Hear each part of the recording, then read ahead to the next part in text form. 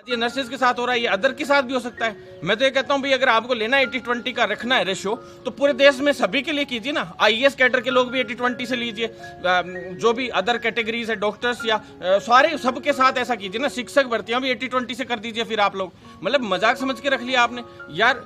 आपको equality inequality नहीं पता चलती है क्या?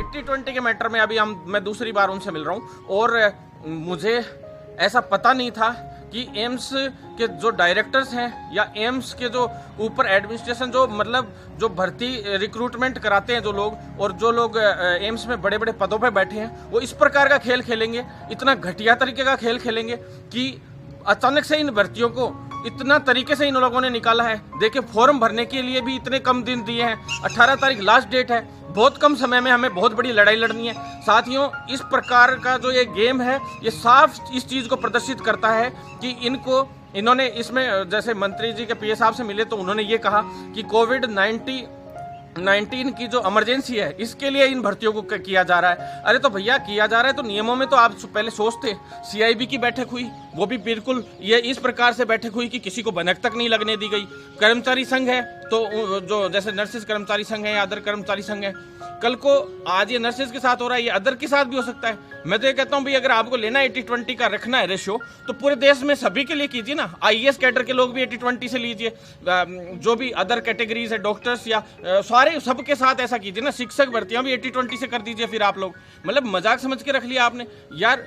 आपको इक्वलिटी इनइक्वलिटी नहीं पता चलती है क्या? मैं सरकार से निवेदन करना चाहता हूं कि सरकार इसको सीरियस ले, अन्यथा सरकार को हम सीरियसली ले लेंगे तो आप लोगों को मुंह की खानी पड़ जाएगी। इस महामारी कोविड-19 के इस दौर में अगर सारे एम्स में जबरदस्त तरीके की हड़ताल हो गई तो हड़कंप मच जाएगा। मैं मेरे एम्स में जितने भी साथी हैं, जो लोग वो जो ये हैं कि भी जो अभी चाहते हैं कि इस भर्ती को एक बार के लिए कैसे भी रोकना जरूरी है, इस वैकेंसी को हमें रोकना बहुत आवश्यक है। चाहते हैं कि इसमें पूरा सभी के साथ भेदभावपूर्ण रवैया नहीं अपनाते हुए सभी के साथ न्याय होना चाहिए। तो न्याय तभी हो सकता है, इस भर्ती को किसी भी तरह से हमें रोकना होगा। सुप्रीम कोर्ट के लिए हमने कई लोगों से, वकीलों से भी हमने राय ली। वकीलों का ये कहना है कि भाई एक बार के चलो स्टे के लिए कर लेंगे, लेकिन आगे इसमें फैसला तो फिर आएगा।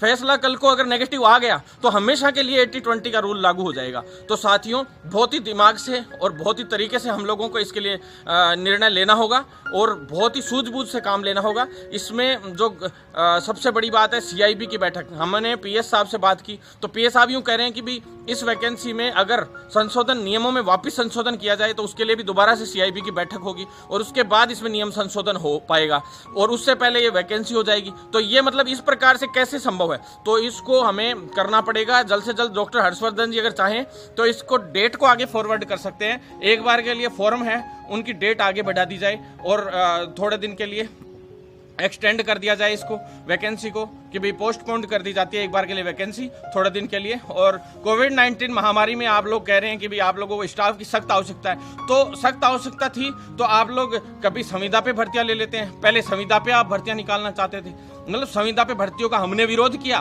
तो उसके लिए आपने अभी ये नया बखेड़ा खड़ा कर दिया। संविदा पे भर्ती हम एक भी नहीं होने देंगे एम्स में। डायरेक्टर वगैरह ये सोच रहे हैं कि भाई जैसे ऋषिकेश एम्स और सभी एम्स में संविदा पे भी भर्तियां निकालने की प्लानिंग चल रही थी। कॉन्ट्रैक्ट पे तो कोई भर्ती हम होने ही नहीं देंगे, आप कितनी कोशिश कर लो चाहे। तो साथियों, आप लोगों को एकजुट होने की आवश्यकता है। आज हम इमरजेंसी में दिल्ली आए, कल जबकि सीएचओ की मेरी मीटिंग है वापस, और वो सीएचओ की मीटिंग में नियम संशोधन होंगे छोटे मोटे, वो होंगे, प्लस जल्दी से जल्दी विज्ञप्ति जारी करानी थी, उसके लिए भी जयपुर मीटिंग है। तो हम जयपुर वापस निकलेंगे अभी आज ही, अभी थोड़ी देर में। तो हमारी तो भागादौड़ और रेलम पहल बनी हुई है। 12 तारीख को जन्माष्टमी है, अगला वीक जो है 18 तारीख से पहले भाई फॉर्म भरने की अंतिम तिथि हमारी। जब वकीलों से भी बात हो रही थी तो जन्माष्टमी की छुट्टी, 15 अगस्त की छुट्टी और शनिवार रविवार की आगे छुट्टी होती है, तो 15 अगस्त को शनिवार और रविवार आ जाएगा, फिर अगले दिन 16 की छुट्टी। तो साथियों, हमारे पास वर्किंग डे सिर्फ 10 का है, 11 का है, 13 का है और 17-18 का है। साथियों। तो ये हमारे पास वर्किंग डेज हैं और 4 दिन में हम सुप्रीम कोर्ट में अगर जाते हैं तो अचानक अब सभी को सुप्रीम कोर्ट याद आ गया। लेकिन मैं आपसे कहना चाहता हूँ सुप्रीम कोर्ट में भी हम लोग चलो चले जाएंगे, सारी चीज़ें हैं, लेकिन 18 तारीख लास्ट डेट है और जल्द से जल्द इन्होंने एग्जाम की भी डेट डाल दी है एक तरीके से। और सारा मामला इतना गेम खेला इन्होंने, इतने गेम प्लान से इस भर्ती को करवाने का प्रयास है जो बहुत ही बड़ा गेम प्लान है इन लोगों का। और ये गेम प्लान ये था कि एक बार ये भर्ती करवा दो फटाफट चुपके से, फिर देखी जाएगी जो होगा। तो साथियों आप सभी से निवेदन है, एकजुट रहो। हरीश काजला जी संघर्ष कर रहे हैं, उनका साथ दो, और कोई अन्य जो एम्स के जितने भी यूनियन है वो सारे एकजुट हो जाओ। बार बार क्या अलग अलग संगठन, क्या अलग अलग दुकानें लेके घूम रहे हो आप लोग, सब एकजुट हो जाओ। सब एकजुट रहोगे तो ही सब पूछेंगे, नहीं तो कोई नहीं पूछेगा। हर एम्स की अलग अलग यूनियन बनाने के प्रयास हो रखे हैं सब लोग। तो साथियों हमें एम्स वालों को, हमारे जितने भी पास आउट अभ्यर्थी हैं, चाहे वो नर्सिंग के हो या अन्य हो, डॉक्टर्स हो या कोई भी हो, वो सारे साथी फार्मासिस्ट हो, सब है ना, उनको आदर्श मानते हैं एक तरीके से कि इसका एम्स में सिलेक्शन हुआ। अब आप लोग इस प्रकार की गुटबाजी प्रदर्शित करेंगे तो ये बहुत दुर्भाग्यपूर्ण होगा। गलत मैसेज जाता है इस प्रकार से हमारे जितने भी अभ्यर्थी हैं मेडिकल के, नर्सिंग के पास, सारों के बीच में। तो हम लोग आप लोग जैसे बोलेंगे, हमारे एम्स के जो जैसे हरीश काजला जी और अन्य जो लीडर हैं वो जैसे बोलेंगे, हम लोग उन लोगों के लिए तैयार हैं हर तरीके से। लेकिन आप लोग इस लड़ाई को मजबूती से लड़िए, क्योंकि आज आप लोगों की गुटबाजी नहीं होती तो शायद इस प्रकार के निर्णय ही नहीं हो पाते सरकार को। अब मैं मेन बात बताता हूँ आपको, जो हमारी आज एक और मीटिंग हुई और जो मेन बात हुई, डॉक्टर योगेश यादव सर हैं TNI से, जो राजस्थान से मेन लीडर्स में से ही हैं। तो TNI से हैं वो, trend nurses association of India. तो योगेश यादव सर हैं।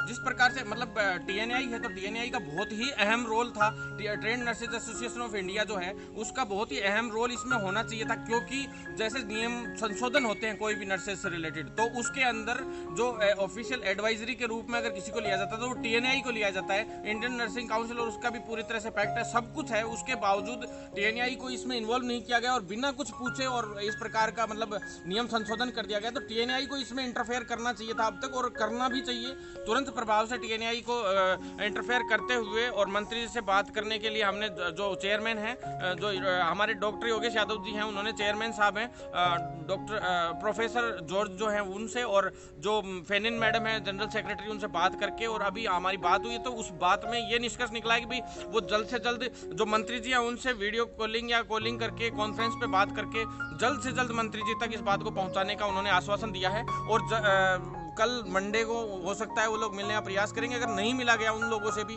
तो उन लोगों से जो भी है वीडियो या ऑफिशियल कॉलिंग होके और सारी बात होगी इस वैकेंसी पे कि भी इसकी डेट एक बार पोस्टपोन कर दी जाए जब तक इन नियमों में संशोधन नहीं हो जाए। क्योंकि CIB की बैठक इसमें होगी और उसके बाद नियम संशोधन होगा और उसके बाद इस भर्ती पे कुछ कार्रवाई हो पाएगी साथियों। तो इसलिए मैं आपसे कहना चाहता हूँ सभी से कि भाई कोर्ट से स्टे का तो हम प्रयास कर ही रहे हैं, कोर्ट में कोई नेगेटिव फैसला नहीं आ जाए इस डर से भी कि भी एक बार 80-20 में नेगेटिव फैसला आ गया हमेशा के लिए, वो फैसला हमेशा के लिए हो जाएगा और अन्य भर्तियों में भी फिर उसी फैसले को लागू करने का ये लोग प्रयास करेंगे। तो जैसे जितने भी सेंट्रल गवर्नमेंट की भर्तियां कल को, उनमें भी ये लोग उसी फैसले को लागू कर सकते हैं फिर।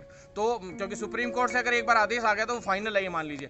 तो इसलिए आप लोगों से मैं कहना चाहता हूँ कि आप लोग सभी एकजुट रहिए, सोशल मीडिया का ज़्यादा से ज़्यादा फ़ायदा उठाइए। सोशल मीडिया पे आप ज़्यादा से ज़्यादा जो ये ट्विटर वाला अभियान है और इनको वापस से चलाइए। ये विरोध जो हुआ, इस विरोध को ज़्यादा मजबूती नहीं मिल पाई, अब हमें इसे मजबूती देनी है।